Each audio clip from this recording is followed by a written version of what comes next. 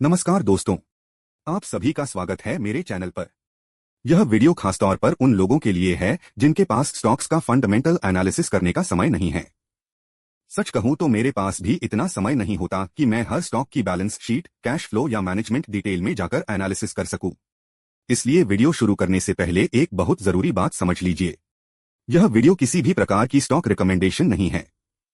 मैं आपको यह नहीं कह रहा कि कौन सा स्टॉक खरीदना है या बेचना है। मैं सिर्फ यह दिखा रहा हूं कि मैं अपने लिए इस प्रॉब्लम को कैसे सॉल्व करता हूं। अगर आपको यह इन्वेस्टिंग स्टाइल पसंद आए तो पहले खुद चेक कीजिए कि यह आपके लिए काम करती है या नहीं। कृपया मुझे ब्लाइंडली फॉलो मत कीजिए। इस वीडियो में मैं आपको स्टेप बाय स्टेप बताऊंगा कि मैं टेक्निकल इंडिकेटर्स की मदद से इन्वेस्टिंग डिसीजन कैसे लेता हूं। तो चलिए शुरू करते हैं। स्टेप 1, मार्केट में एंट्री कब करनी चाहिए? यह सबसे इंपॉर्टेंट सवाल है। अधिकतर लोग यहां बहुत बड़ी गलती करते हैं। जब मार्केट क्रैश होती है, लोग डर जाते हैं, अपने स्टॉक्स बेच देते हैं, मार्केट से पैसा निकाल लेते हैं और कहते हैं मार्केट रिस्की है, बाद में आएंगे। लेकिन यह सोच पूरी तरह गलत है। मार्केट क्रैश खतरा नहीं, अपॉर्चुनिटी होता है। जब मार्केट डाउन ट्रेंड में होती है तो आपको खुश होना चाहिए, क्योंकि अच्छे स्टॉक्स सस्ते में मिलते हैं।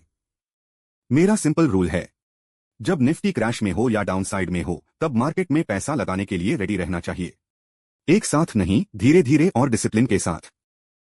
जहां डर होता है वहीं अपॉर्चुनिटी होती है। स्टेप 2, स्टॉक्स कैसे ढूंढता हूं? अब सवाल आता है कौन से स्टॉक्स खरीदे। मैं इस स्टेप को बहुत सिंपल रखता हूं। मेरा तरीका, मैं निफ्टी 50 में से टॉप 20 स्टॉक्स चुनता हूं। ये स्टॉक्स लॉन्ग टर्म में 15% से ज्यादा एनुअल रिटर्न देने की कैपेबिलिटी रखते हों।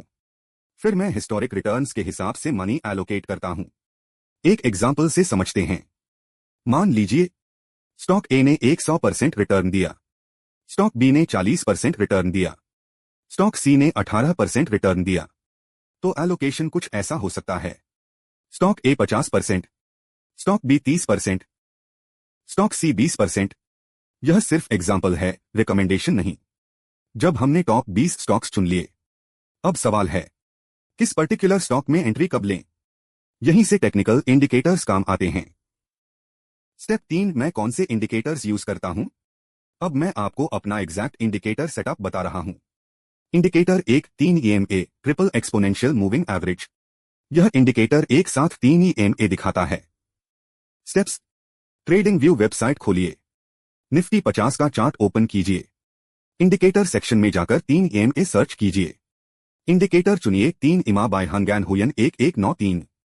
अब सेटिंग्स चेंज करें, EMA 1 20, EMA 2 50, EMA 3 200। कलर्स आप अपनी पसंद से रख सकते हैं। 20 EMA white, 50 EMA pink, 200 EMA yellow. Indicator 2, stochastic RSI। अब दूसरा इंडिकेटर ऐड करें, स्टोकास्टिक RSI। सेटिंग्स, के लाइन हाइड कर दीजिए, डी लाइन दिखने दें, ऑरेंज कलर रहने दें, डी इनपुट 3 से बदलकर 6 कर दीजिए। बाकी कुछ चेंज नहीं करना, बस सेटअप तैयार है। स्टेप 4, इंडिकेटर्स से एंट्री डिसीजन कैसे लें? अब मेन पार्ट आता है। सबसे पहले निफ्टी 50 चार्ट देखिए। आप नोटिस करेंगे जब भी निफ्टी 50 EMA के नीचे आता है, वहां इन्वेस्टिंग अपॉर्चुनिटी बनती है। अब यही कॉन्सेप्ट अपने सिलेक्टेड स्टॉक्स पर अप्लाई करें। एग्जाम्पल लेते हैं HDFC बैंक का। 2020 में एंट्री 200 EMA के पास मिली, 2022 में फिर से 200 EMA के पास मौका मिला, 2024 में भी यही पैटर्न दिखा। इसका मतलब HDFC बैंक अक्सर 200 EMA को सपोर्ट की तरह यूज करता है। लेकिन ध्यान रखें, यह हर बार नहीं होगा। कभी एंट्री 50 EMA के पास भी मिल सकती है, कभी स्टॉक 200 EMA के नीचे भी जा सकता है। और यह नॉर्मल है, क्योंकि आपने स्टॉक चुना है देश के टॉप 20 स्टॉक्स में से। अगर स्टॉक और गिर जाए, अगर स्टॉक 20% और गिरता है तो एक बार एवरेज कर सकते हैं, उससे ज्यादा एवरेज नहीं। उसके बाद बस वेट कीजिए बुल मार्केट का। एक्स्ट्रा कंफर्मेशन के लिए, जब प्राइस 200 EMA के पास आए, तब वेट करें जब प्राइस 20 EMA के ऊपर क्रॉस करे, फिर इन्वेस्ट करें। इससे कॉन्फिडेंस बढ़ता है। और याद रखें, हर स्टॉक का बिहेवियर अलग होता है। HDFC बैंक जैसा बिहेवियर सभी स्टॉक्स में नहीं होता। स्टेप 5, स्टॉक से एग्जिट कब करें? यह सबसे इग्नोर्ड लेकिन सबसे जरूरी स्टेप है। बहुत लोग एंट्री बताते हैं, लेकिन एग्जिट बहुत कम लोग बताते हैं, क्योंकि हम फंडामेंटल एनालिसिस नहीं कर रहे। इसलिए एग्जिट भी हम करेंगे 3 EMA स्टोकास्टिक RSI से। एग्जाम्पल लेते हैं आयशर मोटर्स का। यह स्टॉक मेरे लिए स्पेशल है। इसने मुझे पहली बार 100% रिटर्न दिया। फिर से बोल रहा हूं, यह रिकमेंडेशन नहीं है। एग्जिट स्ट्रैटेजी: एंट्री के बाद मिनिमम 2 साल होल्ड करें। मैक्सिमम 10 साल या उससे ज्यादा भी कर सकते हैं, स्टॉक पर डिपेंड करता है। अगर इतना वेट नहीं करना, स्टोकास्टिक RSI देखिए। जब 2 साल बाद RSI 80 के ऊपर जाए, एग्जिट कर सकते हैं। यह स्मार्ट तरीका: पहली बार RSI टॉप पर 50% एग्जिट, अगली बार RSI टॉप पर बाकी 50% एग्जिट।